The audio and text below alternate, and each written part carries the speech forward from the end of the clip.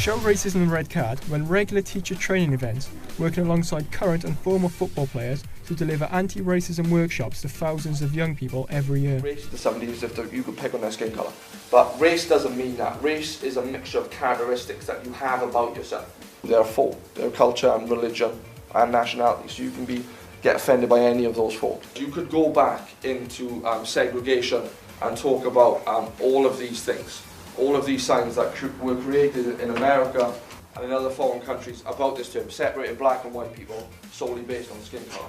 Racism is one of those topics that, given the opportunity, it can be a beautiful topic to discuss, but I don't think that opportunity is given enough.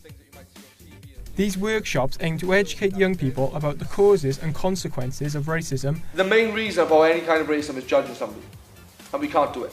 Okay, but you will. I do it, I will do it for the rest of my life, and so will you. But before you judge somebody, get to know them and find out things about them, because you might find out you have a lot of things in common. And explore the various forms racism can take.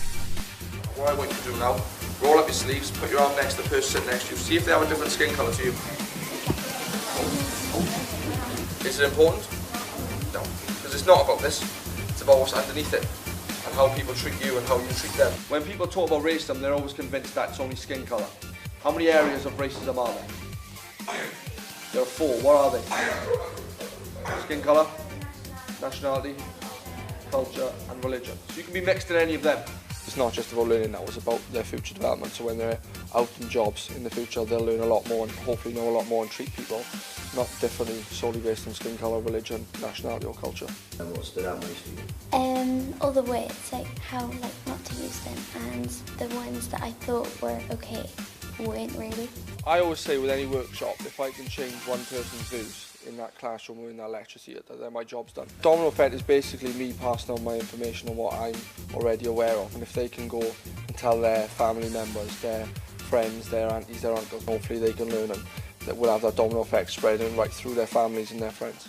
The charity holds workshops for current and future teachers which aim to empower them with accurate information and knowledge, enabling them to tackle racism and challenge racist attitudes. You have to get educated and learn to become a racist person. Colour is not acceptable to use anymore. Black is the acceptable term to use. It's definitely increased the knowledge of the students. They're more aware of what some of the racist terms actually mean. You're absolutely right, half caste is not acceptable anymore. You'll never see anyone that's half white, half black. It's like saying you'll never see a man that's half man, half horse, half man, half kangaroo. Okay, you wouldn't see these things. You can be mixed in something, you can never be half and half of something. And I think they will think definitely twice about using those types of terms and possibly even confronting people who might be using those terms. If you don't know someone's name, what could you do? Exactly. The easiest question is the easiest answer in the world. Okay, so you don't need to use these. But to describe somebody, we would stick to black, white, mixed race, mixed parentage. Definitely not half caste, definitely not coloured. Really, it's all about increasing confidence of teachers in dealing with racist incidents that happen in schools. And I think these incidents happen quite often, but often teachers aren't ever told really of what to do, you know. Where are you from? I'm from Poland. Oh, not another one. Oh, there's loads in this school, you wouldn't believe it. There's a girl in our class, isn't there? They're not armed with the right sort of knowledge and understanding to deal with it in the classroom.